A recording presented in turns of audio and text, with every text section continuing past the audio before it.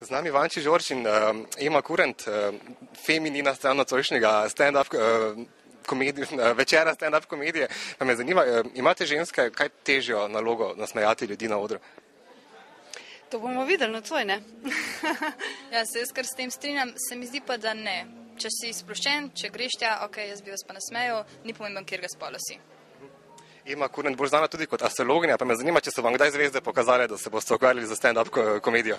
No, zvezde itak vse pokažejo, ampak jaz sem se v bistvu z gledališčem ukvarjala že v osnovni šoli.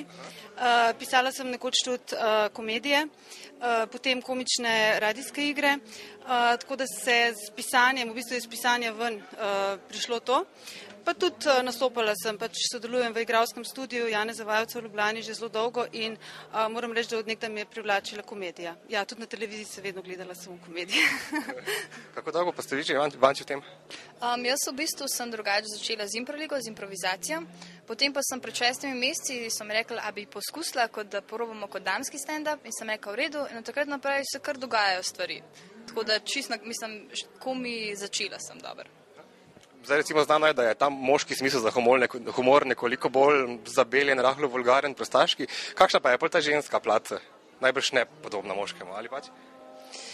Bomo videli. Jaz mislim, da so ženskam mogoče bolj všeč komične situacije, ki so povezane z odnosi, a ne? Z ženskostjo, mogoče z logo ženske, pač bomo videli, jaz sem vsega malo mešano imam danes, ne. Jaz sem začetnica v stand-upu, tako da še sprobavam zadeve, tako da ne morem nič definitivno reči. Pa vaše priljubljene teme?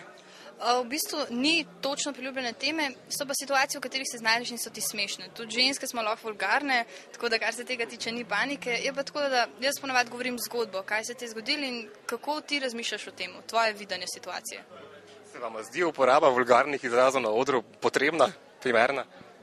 No, jaz imam nekaj izrazov, ki so grdi in niso pa vulgarni, vsaj upam, da ne bodo tako izpadli. Drugače pa odvisno od situacije, ne. Včasih kakšna zelo vulgarna beseda izpade skrajno simpatično, če pač to poveš tako prepričljivo, a ne, da paše v situacijo, potem mislim, da nič ne more biti vulgarno, a ne. Vulgarnost je glede na trenutek se izide. Lahko da takrat točno pa še ta beseda, ker vsa čustva zajame, se zato pa tudi tokrat preklinjamo, takrat, ker nas se nekaj res ali nas vzburi ali nas razburi. Tako da, ne vem, od situacije odvisno.